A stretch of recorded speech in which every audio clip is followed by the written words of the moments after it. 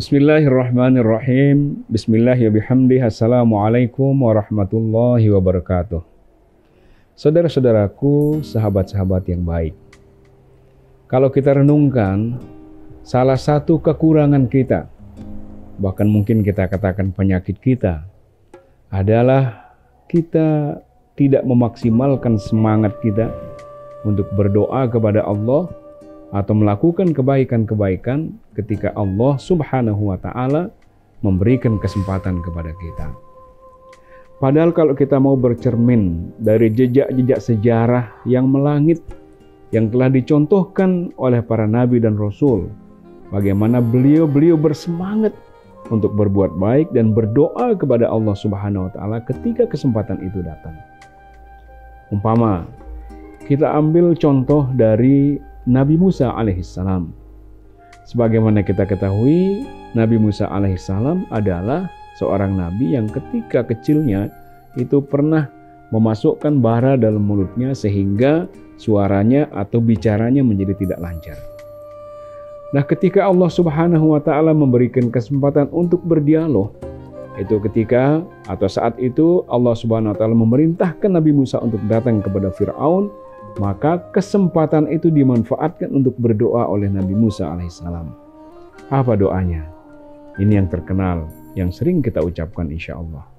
Nabi Musa berdoa kepada Allah, Rabbi shrah li sadri wa yassir li amri wahlul uqdatam min lisani yafqahu qawli. Ya Allah, Rabbi shrah li sadri, lapangkan dadaku ya Allah. Wa yassir li amri, dan mudahkanlah segala urusanku ya Allah. Wahlul uqdatam min lisani, dan hilangkanlah kekakuan dalam lidahku untuk mengucapkan perkataan-perkataan yafqahu qauli, agar mereka bisa memahami apa yang aku katakan. Nah, lihatlah bagaimana Nabi Musa mengambil kesempatan untuk berdoa kepada Allah Subhanahu wa Ta'ala. Lalu bagaimana sikap Allah Subhanahu wa Ta'ala? Dalam surat Thaha ayat 36 Allah Subhanahu wa Ta'ala menjawab, Qala qad utita su'laka ya Musa. Berkata Allah Subhanahu wa Ta'ala, sungguh aku kabulkan permintaanmu wahai Musa.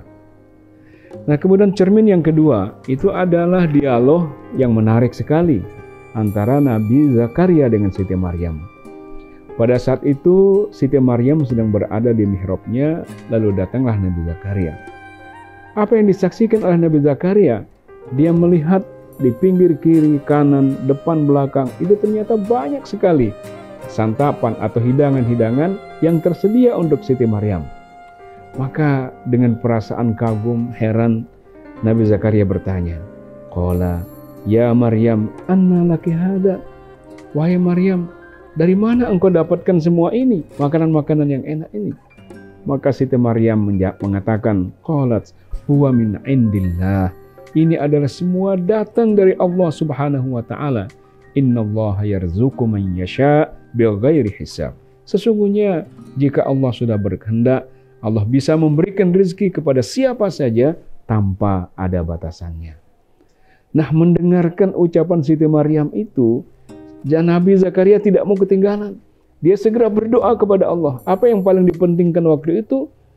Sebagaimana kita ketahui, Zakaria adalah merupakan seorang nabi yang dalam usia yang cukup renta belum diberikan keturunan oleh Allah Subhanahu wa Ta'ala. Maka beliau tidak mau menyia-nyiakan kesempatan itu. Beliau berdoa kepada Allah Subhanahu wa Ta'ala, Rabbi habli min ladunka dzurriyyatan thayyibah innaka sami'ud du'a. Ya Allah, ya Tuhanku, berikanlah kepada hamba ini keturunan yang baik, keturunan dzurriyyatan thayyibah, keturunan yang baik. Sesungguhnya Engkau Maha mendengar doa, wahai Allah Subhanahu wa Ta'ala. Subhanallah. Kemudian Allah Subhanahu wa Ta'ala mengabulkan doa Nabi Zakaria itu dengan memberikan kepada beliau keturunan-keturunan. Yang berikutnya, ini juga kisah yang menarik, yaitu dari Nabi Sulaiman. Sebagaimana kita ketahui bersama, Nabi Sulaiman ini adalah seorang yang diberikan kelebihan dunia akhirat oleh Allah Subhanahu wa Ta'ala. Beliau orang yang kaya raya, kemudian beliau memiliki banyak harta, kekayaan, dan beliau alim, soleh, dekat dengan Allah.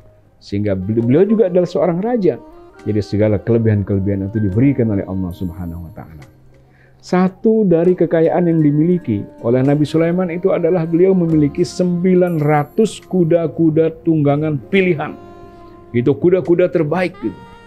900 kuda ini suatu hari atau satu saat Nabi Sulaiman kemudian berada di tengah-tengah kudanya. Beliau begitu asyik dengan 900 kudanya itu. Sampai apa yang terjadi?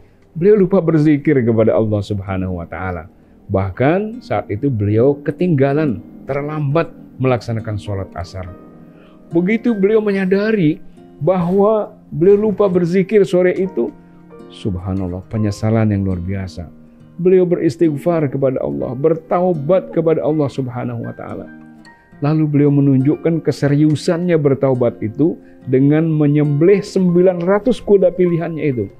Lalu dagingnya dibagikan kepada semua duafa yang ada pada saat itu. Subhanallah. Rugikah dia? Kehilangan kendaraankah dia? Tidak. Ternyata melihat kesungguhan Nabi Sulaiman, menyesali perbuatannya, beristighfar kepada Allah, lalu mengorbankan 900 kendaraan terbaiknya, Allah mengganti kendaraan itu dengan apa? Dengan angin.